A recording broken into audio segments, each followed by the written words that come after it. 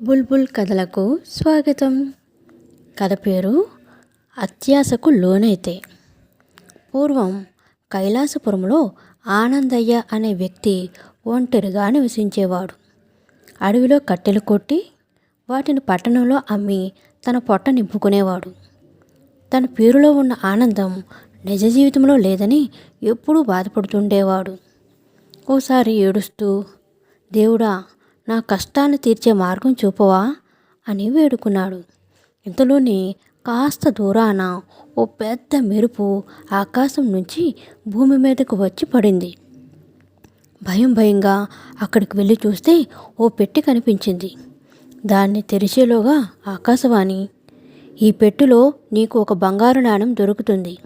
దాన్ని తీస్తే నీకు ఇంకొకటి దొరుకుతుంది. ఇలా చెయ్యి పెట్టిన ప్రతిసారి ఒకటి తప్పకుండా దొరుకుతుంది.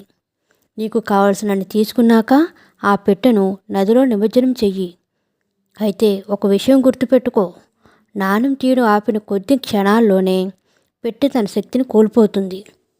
ఒకసారి ఆపాక ఎట్టి పరిస్థితుల్లోనూ తిరిగి నాణ్యాల్ని ఇవ్వదు అని చెప్పింది. ఆనందయ్య సంతోషంతో ఆ పెట్టెను ఇంటికి తీసుకువెళ్ళాడు. దాన్ని తెరిచి చూస్తే ఒక నాణెం కనిపించింది. దాన్ని బయటకు తీయగానే ఆ స్థానంలో మరో నాణెం ప్రత్యక్షమైంది. ఇలా తీసిన కొద్దీ నాణేలు వస్తూనే ఉన్నాయి. వచ్చిన కొద్దీ ఆనందయ్య తీస్తూనే ఉన్నాడు.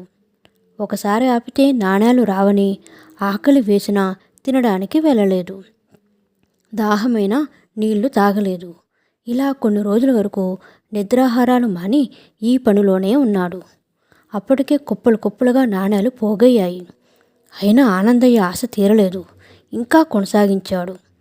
రోజుల తరబడి ఆహారం, నీరు, నిద్ర లేకపోవడంతో చివరకు నాణేలు తీసేందుకు సైతం ఓపిక లేక పెట్టె వద్దనే కుప్పకూలిపోయి ప్రాణాలు విడిచాడు. కథ నచ్చినట్లయితే లైక్ చేయండి, షేర్ చేయండి, సబ్స్క్రైబ్ చేయండి. Thank you so much.